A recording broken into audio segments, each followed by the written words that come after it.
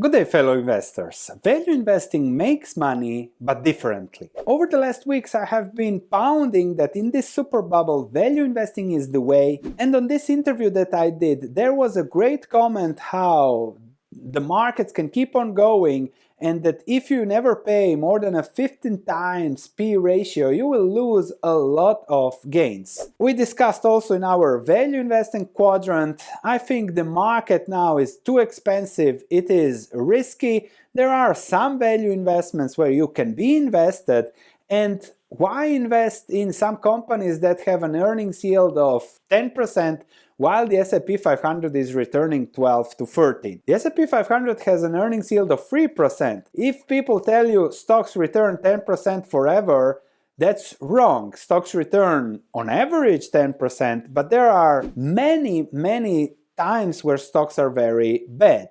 And that's exactly what we discuss on this channel. We want to compound no matter where we are in the cycle, no matter what happens with stocks, with hot things, with this, with that. We need to make money, but we just need to make money all the time to compound and therefore make money differently. And that's what we want to discuss in this video. How first you don't want to lose money, what are the catalysts, where is the value, how to invest even in this environment as a value investor, what means that earnings drive returns, to be fearful when others are greedy. And yes, value stocks crash too, but then we have a caveat there. And this was also a great comment on the inelastic market hypothesis video that we made. And this thumb is a good summary of all the gains you lost by being a perma bear. The S&P 500, the Bitcoin, why Buffett sold Apple early.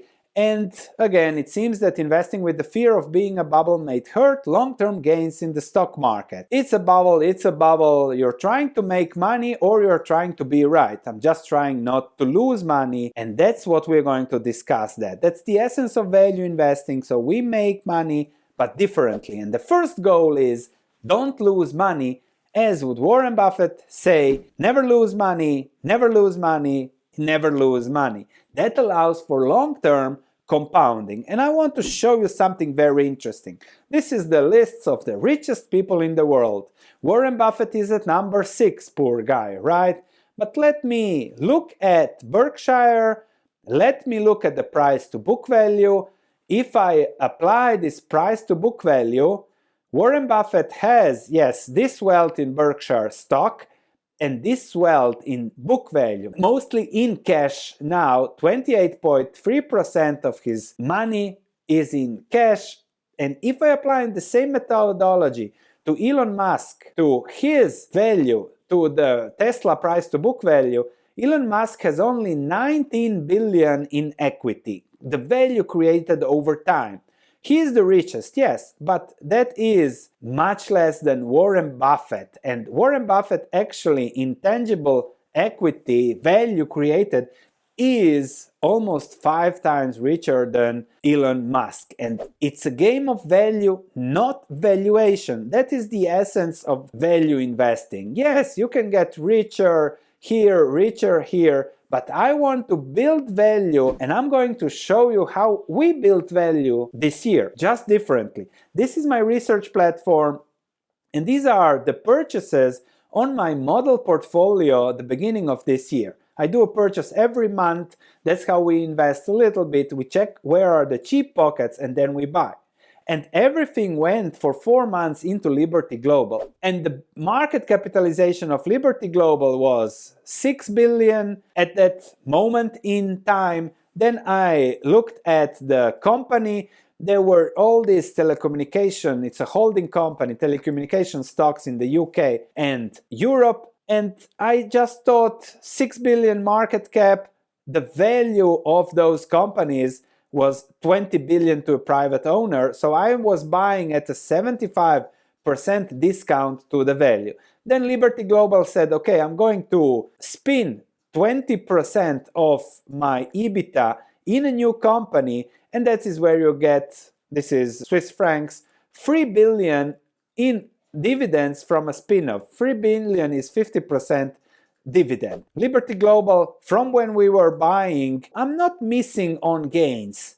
I'm just looking at the risk and reward. I want to make money surely whatever happens, and that's the difference between what happens when it comes to value investing or not. So my way, this was Liberty, 15% free cash flow, 15 to 20 free cash flow yield when we were buying, hard to lose money because of the strong private market, 40% of value to private owner is what I was paying, overlooked by the market because telcos were doing terrible, and we have the catalyst from that perspective, and this is the result. It seems that investing with the fear of being in a bubble may hurt long-term gains in the stock market, or, as I say, improve them, because we would have made that money, maybe not that much, even if the market was flat or down in the year. And then also, what is better? Make money every 4 years when the cycle reverts? I don't want to make money the cycle reverts. I want to make money every year.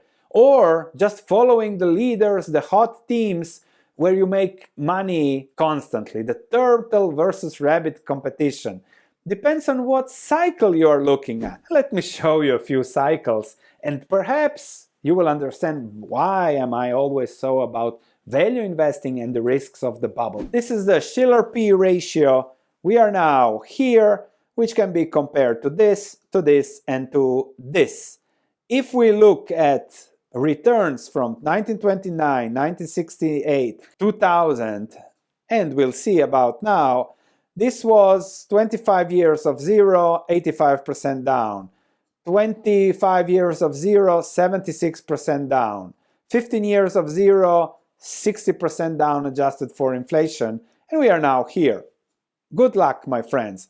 Nasdaq, the hot memes, the hot stories that you want to follow was down 75%. That is something huge, and we are now again into a bubble, and we'll see how it reverts. I hope it doesn't go down, but the key with value investing, as I say differently, is not to get wiped out, because when you get wiped out, you cannot buy value when there is value on the offer. This is from 2020. Everyone was crashing, panicking, March 2020.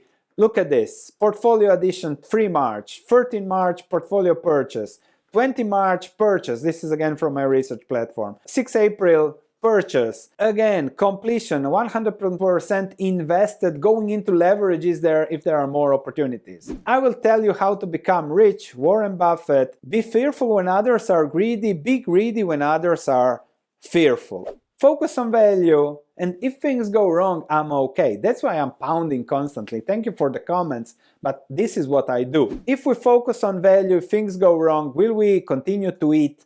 Will people in the Caribbean continue in Africa use oil? Likely, yes. Will Apple still sell phones at a P ratio of 38? Maybe it will go to a 20. That's something I don't want to build my wealth on. Why did I miss Nvidia? A mistake.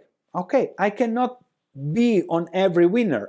I also missed Cathy Wood, the ARK, great returns. I also missed the lithium, great returns. I also missed the marijuana stock, great returns. And I missed a lot of things, and I missed Nvidia too. Okay, I was not a specialist enough to see it. Congratulations to those who saw that. And don't get me wrong, value stocks do crash too. But what's the difference between value stocks crashing and not crashing?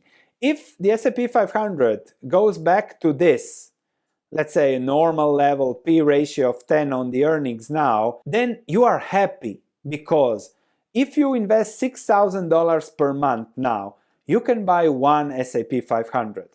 If the price crashes down, you can buy 3 S&P 500s. What is the better measure of wealth?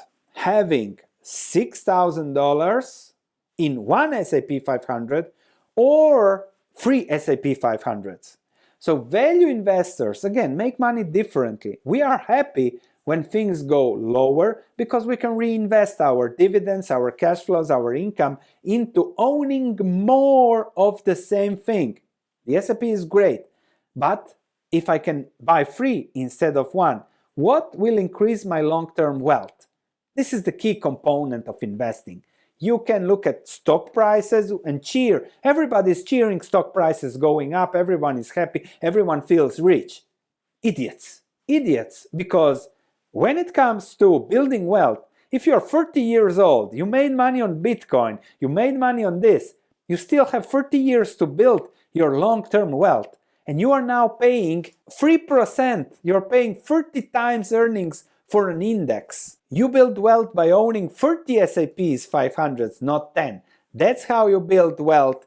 And again, when things are down, people are unhappy. When things are up, if you want to buy a house, now you have to pay double the price of 10, 11 years ago. And people are happy that house prices are going up.